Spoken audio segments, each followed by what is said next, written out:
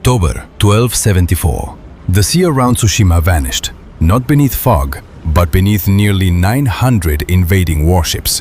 On the cold shore, 80 samurai faced an invasion force of 20 to 40,000 battle-hardened soldiers. They knew the numbers.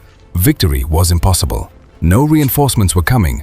The mainland was days away. Their commander, Sukekuni, 68, stood motionless, silently counting ships he knew he could never stop. This was not a battle. It was an execution. Everyone knew the victims, yet 80 hands tightened around 80 sword hilts. They did not hide. They did not run. They walked toward the sea and waited. How could 80 men change an empire's fate? To answer that, we must return to the decision that doomed this beach. Before the invasion, Tsushima was peaceful. Rice fields, fishing boats, misty shrines, and quiet isolation at the world's edge. This beach would echo through 7 centuries. Like many disasters, it began not with swords, but with a letter. Kublai Khan, ruler of history's largest land empire, demanded Japan submit or face annihilation. Japan refused to answer. According to the Azuma Kagami, the shogunate considered Kublai Khan's demand unworthy of a reply. Across the Yellow Sea, Kublai Khan built his fleet. This is the story of 80 men who stood before it.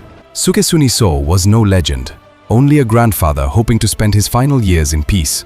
He loved rain on shrine roofs, his grandchildren chasing cranes, and the quiet rhythm of ordinary life. His father's old armor was cracked and faded. He had hoped never to wear it again. Tsushima's samurai were guardians, not conquerors. They collected taxes, settled disputes, and protected fishing villages. Rumors spread for months. Korea had fallen. Northern China had fallen. A merciless empire now looked toward Japan. Kublai Khan believed every independent kingdom was simply another conquest waiting to happen. Japan became his next target, not only for wealth, but because it refused to acknowledge his authority. In early October, scouts spotted the fleet. A desperate messenger reached Sukekuni before dawn. His expression revealed he already understood. Alone, Sukekuni watched the horizon disappear beneath sails, then descended without speaking. He sent one rider racing to the mainland, then summoned every warrior still able to fight. 80 answered, young men without battle experience and old men who prayed never to fight again. Before leaving, Sukekuni quietly stood outside the room where his grandchildren slept. He removed his ring, placed it beside them, closed the door softly, and never looked back. He ordered every woman, elder, and child into the mountain forests, the island's only refuge. His daughter refused to leave. He urged her toward the forest. She disappeared into the trees while he watched. That night, Sukekuni visited the shrine alone. He prayed not for victory, but for time. Before dawn, the 80 gathered at Komoda, silently helping one another into armor. Feel the armor's weight, the freezing wind, and shifting sand beneath your feet. You stand at the edge of everything. They shared one cup of sake. Each warrior drank, bowed, and silently accepted he might never see another sunrise. They drew their katanas. 80 blades caught the fading stars, facing tens of thousands waiting offshore. Dawn arrived blood red.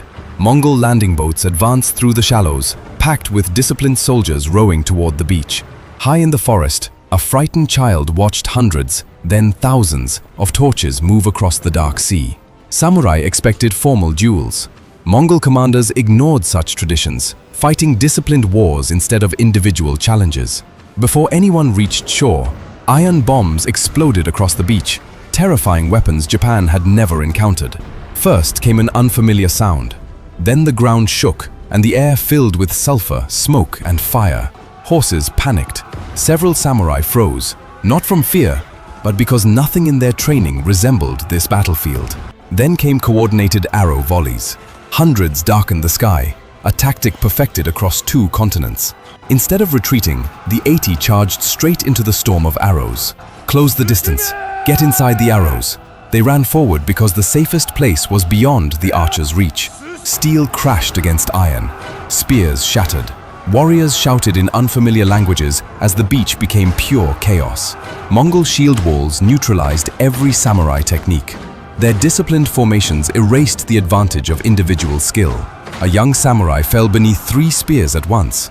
History forgot his name. The sea swallowed his final cry.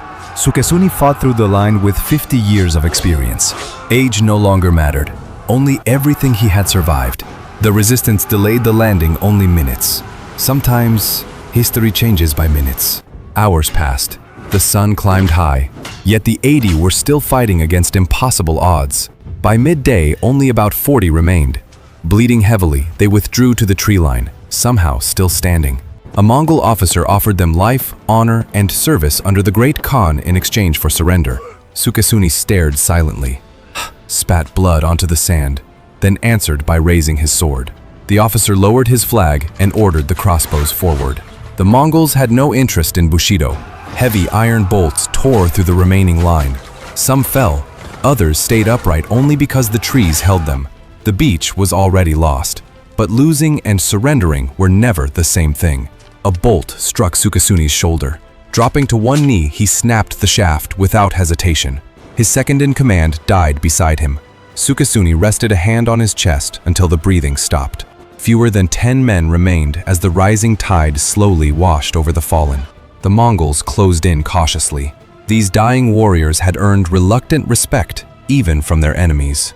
Sukekuni looked at his exhausted men, then at the sea and copper-colored sky, and simply nodded. No speeches, no final vows, only silent farewells exchanged between men who already understood. They charged one last time into the wall of iron. A samurai cannot choose death, only the direction he faces. Sukekuni killed 2 more soldiers before a Mongol mace crushed his helmet. His legs failed, and the beach rose to meet him. A Mongol officer hesitated for a heartbeat. Then the sword fell. Komoda was silent beneath the Great Khan's flag. It looked like complete defeat. 80 dead, the island captured, and the Mongol army advancing confidently inland. For one brief moment, their sacrifice seemed to have achieved nothing. But history is measured by consequences, not moments. Something had already begun moving beyond that beach. Sukekuni's messenger reached the mainland. His warning spread through every samurai court in Japan. He carried priceless knowledge. Mongol bombs, shield walls, and coordinated arrow volleys, paid for with 80 lives. Tsushima united Japan faster than politics ever had. Everyone now understood the mainland was next. Rival samurai lords sent riders with only one message: come. Many civilians escaped into the mountains. Mongol soldiers found abandoned villages instead of supplies, captives, or surrender. Historians debate Komoda's impact, but Japan had been warned, prepared, and was ready when the Mongols arrived. Japan built stone and timber defenses along Hakata Bay, replacing exposed beaches with fortified coastlines. The Mongols reached a prepared enemy, a defensive wall, informed samurai, and a nation ready for war. The invasion stalled, then it failed. Then the storm arrived. A massive typhoon devastated the anchored fleet, destroying hundreds of ships and drowning thousands of soldiers. The Japanese called it kamikaze, the divine wind, believing Tsushima's fallen warriors had summoned the storm. Divine or natural, the result was absolute. The Mongol invasion fleet retreated and never returned.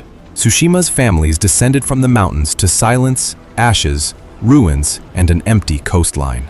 They searched for the fallen, but found no bodies. The sea had claimed them all. So they built a small shrine above Komoda, where the 80 had made their final stand. You can stand there today.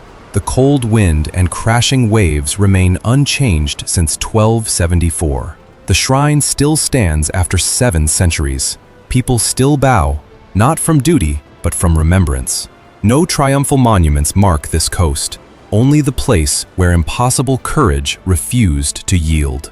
Sukekuni's story became part of Tsushima's identity, passed through generations as living memory. The Hachiman Gudokun remembers Komoda not as victory, but as a deliberate choice made with full understanding. They fought without expecting fame or knowing the outcome. Someone had to stand on that beach, so they did. Within a century, the Mongol Empire declined. Kublai Khan died in 1294, never conquering Japan. His empire survives only on old maps. The beach where 80 men stood remains a place of pilgrimage. Their names are carved into stone. Centuries softened the carvings, but not the memory. They have no graves. The ocean became their tomb, the tide their monument, and the wind their endless requiem. Empires vanish, storms pass, shrines decay, but But Komoda Hama still whispers one truth. History sometimes survives because someone refused to move.